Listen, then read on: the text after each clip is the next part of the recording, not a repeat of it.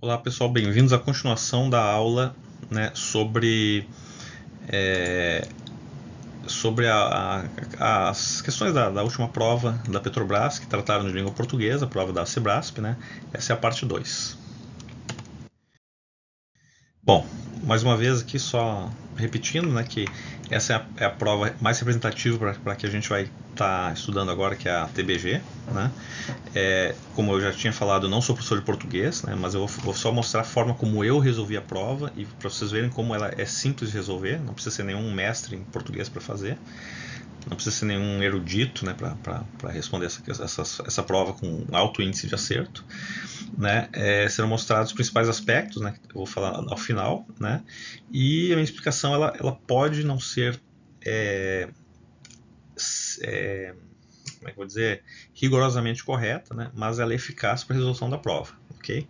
Né? E se alguém tiver alguma sugestão, tipo assim, não concordei muito com isso, tem outra explicação melhor e tal, coloque nos comentários, vai ser muito bem-vindo o seu comentário, ok? Vamos lá. O segundo texto é esse aqui.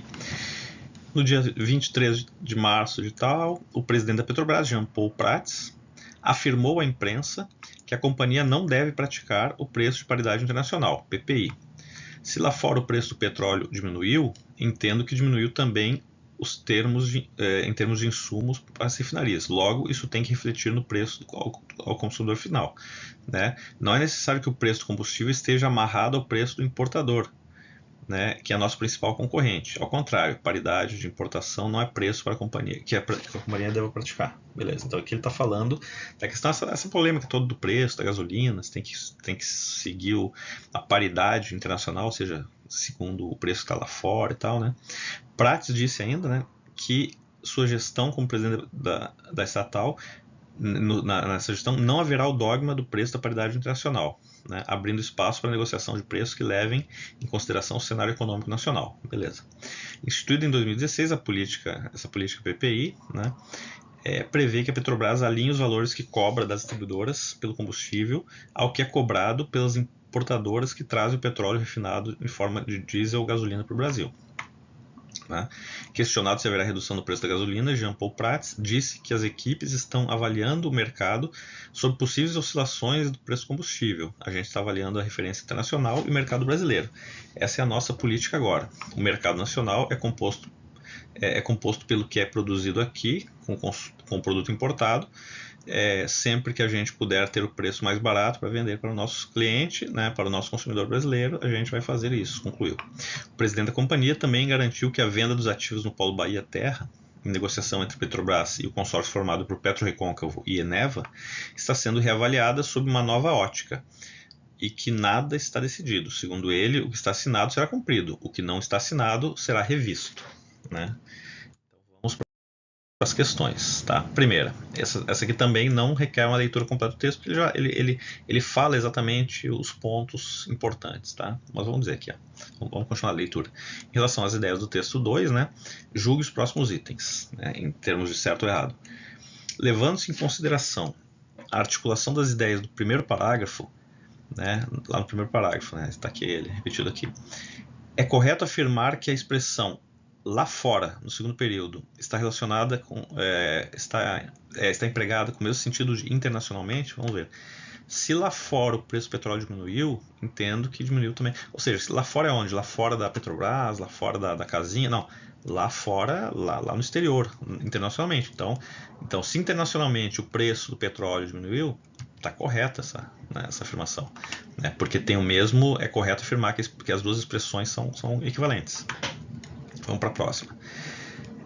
Depreende-se do texto que com a atual política de preço da Petrobras, depreende-se do texto que a atual política de preços da Petrobras visa a possibilidade de redução do preço do combustível para o consumidor brasileiro. Também está correto, né? Quer dizer, ele falou que ele quer adotar uma nova política justamente para baratear, para não deixar tão vulnerável a oscilações do mercado externo, né? Então, de fato, ele entende que a redução de preço é um objetivo, né, a ser atingido, né? Então, está correto, né? Entende-se do segundo parágrafo do texto que, segundo o presidente da Petrobras, o PPI, né, não deve ser visto como uma doutrina indiscutível, né? Então vamos ver aqui o que ele fala, né? Prates disse que a sua gestão como presidente não haverá o dogma do preço da paridade internacional, ou seja, né, tá correta essa afirmação. Por quê? Né, o que é um dogma? É justamente o que ele está falando aqui, como é que ele falou? Uma doutrina indiscutível, é uma coisa sagrada que ninguém pode mexer, né? Então, tipo assim, ele disse, não tem essa história, não existe esse dogma, não existe essa regra que não pode ser mexida, né? Então tá correto, ele é exatamente o que ele está falando aqui, beleza? Né? Eu classifico essas três aqui também como fáceis, né? Porque nenhuma delas é muito difícil de chegar nessa conclusão, beleza? Vamos lá, a seguir. Questão número 12. Infere-se no segundo parágrafo do texto, sobretudo pelo emprego da forma verbal haverá, flexionado no tempo futuro, né? Ele faz aqui um blá blá blá rebuscado, flexionado no tempo futuro, né? Que Jean Paul, né, que é o presidente da Petrobras atual, ainda não foi efetivado na presidência da Petrobras. Vamos ver o que ele fala aqui. Prates disse que em sua gestão como presidente da Petrobras não haverá o dogma tal. Apesar de que nesse momento aqui, né, talvez ele não estivesse já como presidente da Petrobras efetivo, talvez estivesse interinamente, né, mas o fato de ele dizer que não haverá esse dogma, que isso aí não será feito e tal, não dá para deduzir daqui que ele, nesse momento, ele não era, né? Porque, tipo, não, eu tô falando no futuro porque eu ainda não sou presidente, porque quando eu for presidente, aí eu vou poder falar no passado. Não, na verdade, isso aqui ele tá falando do momento que ele tá ali para frente, ou seja, de hoje em diante, ou desde que eu entrei, ou de amanhã para frente, né? Não dá para dizer que só pelo tempo verbal aqui que ele ainda não é presidente da Petrobras. Então essa resposta essa afirmativa está errada. Vamos lá, no início do quarto parágrafo, o trecho questionando se haverá redução de preço da gasolina expressa a condição imposta pela imprensa ao presidente da Petrobras. Vamos dizer, questionado se haverá redução do preço da gasolina, quer dizer, a imprensa não está impondo nada, não é uma condição imposta para ele. Quando ele está falando em questionar, uma coisa é tu questionar, tipo assim, não, isso aí é questionável, isso aí, né, de repente tu tá cobrando, né, uma coisa porque tu tá questionando no sentido de cobrar. Nesse caso aqui, ele está sendo perguntado, né, questionado, né, então, tipo assim, é uma questão que estão colocando para ele responder. Que nem vocês estão respondendo questões aqui, mesma coisa, está sendo questionado, né? Então isso aqui não é uma imposição, então não está sendo nada imposto para ele, né? Então está errada essa afirmação. Entende-se do texto que quando da venda de ativos, né, que é aquele que ele fala que, né, está sendo garantiu que a venda de ativos do Paulo Bahia, e tal, né? Ele fala o seguinte: ele está falando que o presidente pretende rever todos os compromissos assumidos pela companhia assumidos antes da sua gestão, ou seja, o que foi assumido de compromisso antes da minha gestão vai ser revisto. Tudo vai ser revisto? Não, negativo. O que está assinado será cumprido, o que não está assinado será revisto. Perfeito. Né? Mas foi prometido, tipo assim, não, foi prometido, mas não foi assinado, é o mesmo que nada, porque senão tu vai me dizer que o cara prometeu e às vezes ele nem prometeu, tu tem que acreditar na tua palavra. Por isso que existem os contratos, para não ter questionamento, para não ter dúvidas, né? Então, essa resposta também está errada, porque na verdade ele está falando que vai ser revisto só o que não está assinado. O que está assinado, paciência, a gente não vai quebrar contrato, a gente vai seguir, né, mal ou bem, né, tendo sido uma boa ou ruim, né, a gente vai cumprir, né, porque a gente não vai cometer nenhuma ilegalidade e tal, enfim, né, foi o que o presidente falou, né. Então essas três também são fáceis, bem fáceis de interpretar, né? E ele coloca aqui, às vezes, por exemplo, mas eu precisava ter lido todo o texto para saber isso aqui, não. Eu posso pegar, né? Claro, convém fazer a leitura do texto para entender o contexto e tal, mas ele dá uma dica aqui que, né? Ele pega só o segundo parágrafo, ele pega só o quarto parágrafo, né? E enfim, então ele mostra, né?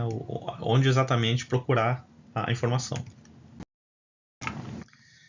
Continuando, né, a respeito dos aspectos linguísticos do texto, julgue os itens a seguir. Tá?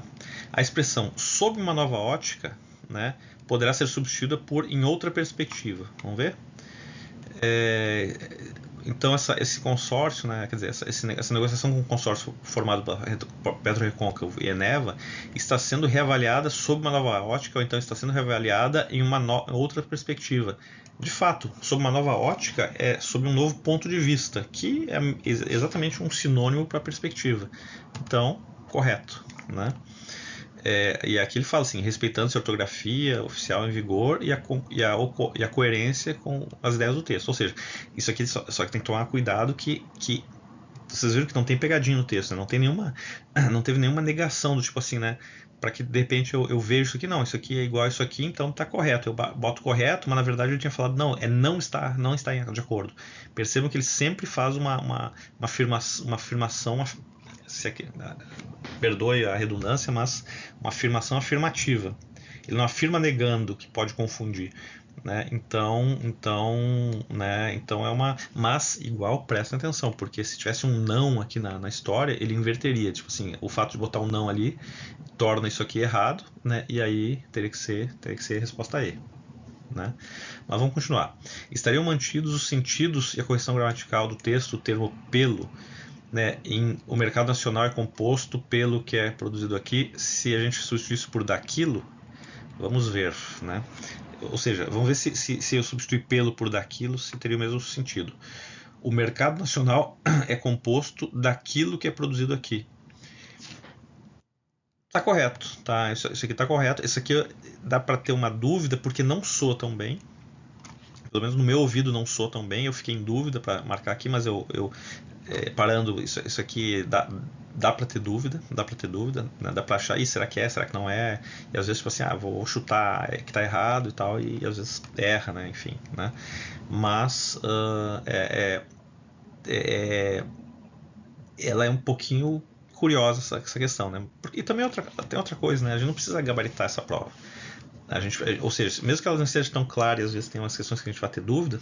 Perfeito, eu tive dúvida, né? Acabei, né, indo no meu instinto acertando essa questão. Assim como pude ter errado e não teria vergonha de falar, porque na verdade, como eu disse, não sou professor de português, então vai ter algumas coisas formais, assim, que tem uma regrinha lá no português que dizem que nesse caso aqui tu poderia usar sem menor dor na consciência, sem mudar, né?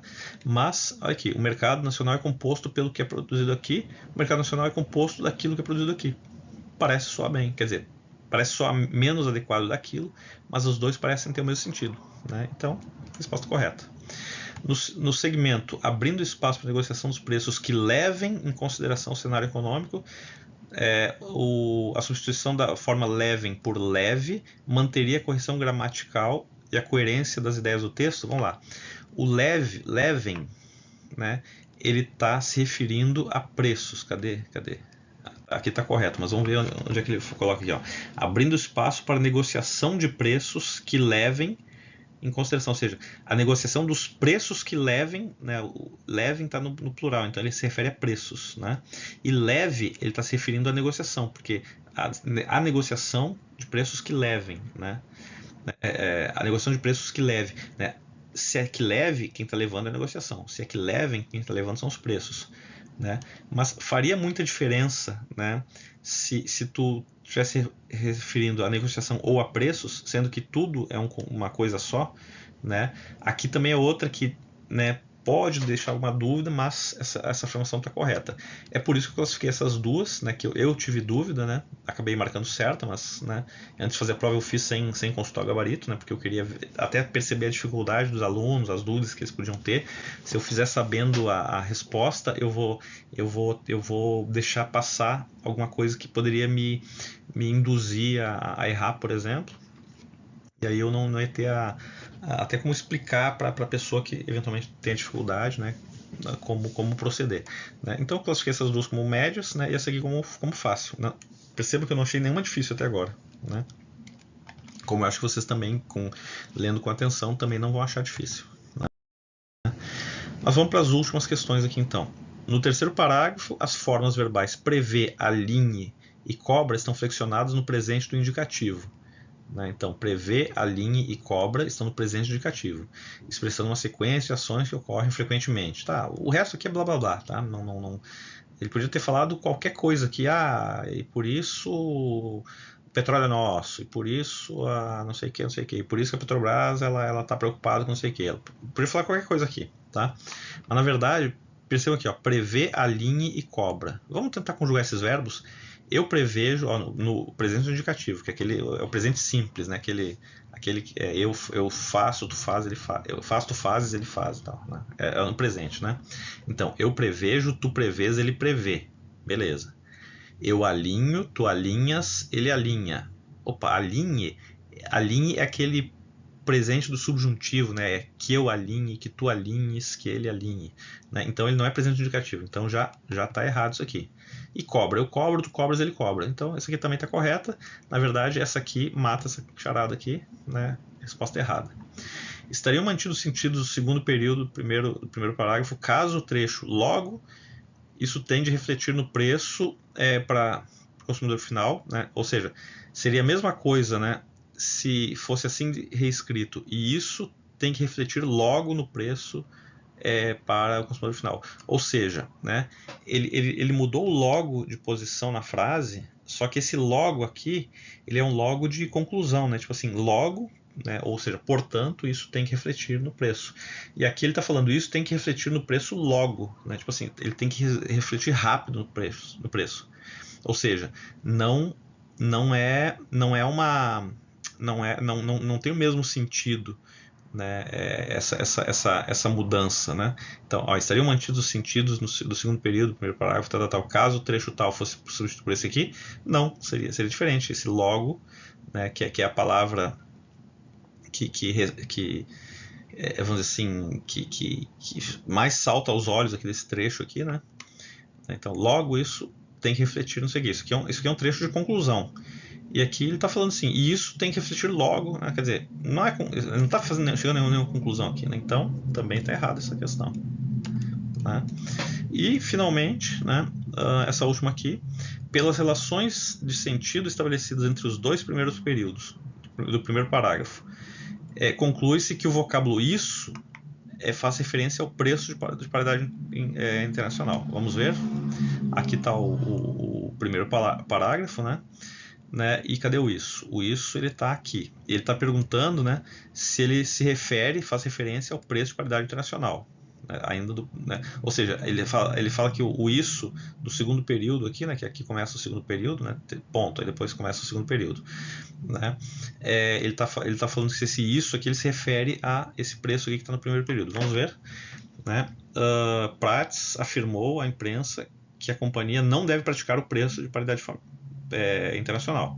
Se lá fora o preço não sei o que, logo isso tem que refletir. Logo isso que o preço de paridade internacional tem que refletir o preço para o consumidor final? Não, é o contrário. Né? Isso não está se referindo ao preço de paridade internacional, ele está se referindo aos insumos, né, para refinar. Tipo assim, olha aqui, ó, se lá fora o preço do petróleo diminuiu, entendo que diminuiu também em termos de insumos. Logo, isso tem que refletir, ou seja, essa redução do preço dos insumos, que é o isso que ele está falando, tem que refletir, e não o preço de paridade. É justamente o contrário, ele não quer que o preço de paridade reflita no preço interno, né? Então, também resposta errada. Essas três também são fáceis, né? Às vezes uma um pouquinho mais fácil que a outra, um pouquinho menos fácil, mas também são questões muito fáceis de serem resolvidas. Bom, vamos fazer um resumo então rápido aqui no nosso último slide, né? Ou penúltimo, né? Que tem o slide de agradecimentos para lembrar vocês que tem que curtir o vídeo e se inscrever no canal, né? Percebam os temas: sustentabilidade, descarbonização do primeiro, né? Ou socioambientalismo, coisa assim, né? Responsabilidade social e ambiental, né? E nesse segundo, política e preços. Ou seja, são temas relacionados a petróleo, são temas de mercado, são temas que estão no jornal, no dia a dia, que fala de mudança climática, que fala de contratos, que fala de aumento de eficiência, eventualmente ele pode falar de produção, ele pode falar de novas oportunidades exploratórias, novos horizontes exploratórios, novos volumes, ele pode falar de exportação de petróleo, pode falar de assuntos mais gerais, assim, né? Mas sempre, e também de assuntos um pouco diferentes desses que foram falados especificamente aqui, né? Mas que sempre vão estar girando ao redor do universo do petróleo, né? Então, né, então são assuntos, por exemplo, temas atuais, que se vocês têm o hábito de ler jornais ou ler notícias em sites e tal, e estarem atualizados, às vezes sem ler o texto tu pode resolver uma questão, porque por exemplo, o cara está lá falando do pré-sal, tu sabe detalhes lá do pré-sal porque tu lê bastante e tal, né? E eles não vão fazer na prova de português eles não vão botar uma coisa muito técnica, porque essa prova, vejam bem, não é para engenheiros ou para geólogos, pode ser para administradores, pode ser para advogados, pode ser para jornalistas, né? Então eles não vão botar uma coisa que só um engenheiro entenderia, por exemplo, né? Então vai ser uma notícia de jornal, não vai ser um texto técnico, vai ser um texto mais que tu leria num jornal, por exemplo, né? Então às vezes eles vão botar a informação, então o pré-sal é uma coisa que dá prejuízo, o pré-sal é uma coisa que não é uma boa ideia, né? Às vezes tu, tipo assim, tu nem leu o texto, nem tu leu, mas não entendeu o que está escrito ali, mas para tu ler a afirmação ali, uma afirmação bizarra, muito tosca, muito diferente da realidade, tu já marca às vezes sem ter lido o texto, porque tu sabe, né? É muito mais fácil tu ler um texto que tu já sabe, ler uma historinha que tu já sabe o final, por exemplo, né? É muito mais fácil, né? Enfim, então é mais ou menos por aí, né? Então estar atualizado, ou seja, ter o hábito de ler jornal, de ler revistas, né? Revistas de notícia e tal, né? Isso ajuda na hora de fazer a prova. Outra observação dessa prova aqui, 10 questões das 20 questões, né, de português, né, 10 eram certas e 10 eram erradas, ou seja, a distribuição bem feita aqui do número de... Não que isso aqui seja uma regra, tá? Podia ser 9 e 11, podia ser 8 e 12, ou 12 e 8, né? A soma tem que ser 20, né? Mas, tipo assim, normalmente é equilibrado, não é uma coisa muito diferente, tipo 15 e 5, ou 19 e 1, nunca vai ser muito diferente, né? 17 das questões eu classifiquei como fáceis e 3 como médias, ou seja, nenhuma difícil, isso aí dá 85%, ou seja, qualquer um de vocês que estiver fazendo essa prova tem condições de fazer pelo menos 85% dela, né? Então, tirar 85% é uma nota boa, né? Se tu fizer isso na parte de português, fizer essa mesma proporção em matemática que dá para fazer, e fizer isso aí de conhecimentos específicos, tu tá dentro para qualquer cargo que tu concorra. Com 85 uma nota excelente, é a nota dos primeiros colocados em qualquer concurso, né? Percebam que teve 0 pegadinhas, não teve. Se vocês têm medo de pegadinha, será que é isso mesmo? Pô, parece tão fácil. Vocês perceberam alguma pegadinha? Eu não percebi nenhuma pegadinha. Se tinha alguma pegadinha, ela estava tão sutil que eu não percebi, né? Então, né? E outra coisa, né, na soma das duas resoluções aqui, deu mais ou menos 20 minutos cada vídeo, né, aqui já está dando 22, né, deu 40 minutos mais ou menos, isso eu resolvendo, explicando e tal, mas essa resolução dá para fazer em 30 minutos, fazer 20 questões em 30 minutos, 30 por 20 são 1 minuto e meio por questão, né? Então é relativamente rápido, ou seja, tu vai ter 3 minutos para resolver cada questão na prova, né? Essa prova aqui ela até esteve fácil, né? Não exigiu que tu precisasse ficar voltando para o texto e lendo ele várias vezes, né? Ou então fazendo aquelas perguntas assim mais cabulosas, assim, que tu tem que, putz, tá meio ambíguo isso aqui, será que, por exemplo, as perguntas mais que eu julgo que são as mais difíceis, são aquelas que fala, por exemplo, o tema principal do texto aí eles falam sustentabilidade, por exemplo, eu ia falar do primeiro texto, como esse vídeo aqui fala sobre o segundo texto, vou dar um exemplo do segundo texto, né? Ela fala sobre preço, né? Ou sobre... Aí ele pode botar várias ideias que estão presentes no texto, mas não necessariamente elas são a principal ideia do texto, né? Por exemplo, ele pode falar assim, a principal ideia do texto é que ele quer cumprir contrato. Não, porque na verdade ele está falando em não cumprir um contrato que é o da paridade lá, porque já é uma regra que ele está questionando, por exemplo. Então não é a principal, né? A principal talvez seja a preocupação com a economia, com a contribuição que a Petrobras dá para a sociedade e tal. Aí sim, mas vai ter lá aquelas cascas de banana, por exemplo, que não é pegadinha, porque aí ele coloca tipo assim, só tem um jeito de tu fazer uma questão de interpretação. É tu botar uma coisa que é o correto e algumas que sejam parecidas com o correto, porque senão fica uma coisa muito óbvia e aí tu não vai medir nada, né? Porque aí todo mundo vai acertar, né? Então essas aí são as questões mais difíceis, em que tu pode perder tempo, ficando em dúvida, tem que pensar e tal. Essa prova ela não exigiu isso, né? Então que bom, vamos torcer para que continue assim. Né? Pessoal, isso, né? Queria agradecer vocês pelo carinho aí, pela compreensão aí com a minha explicação longa, né? E agradecer a paciência de quem ficou até aqui. Aproveite para curtir o canal, né? Curtir os vídeos, né? Se inscrever no canal e compartilhar com os amigos, ok? Um abraço e até a próxima.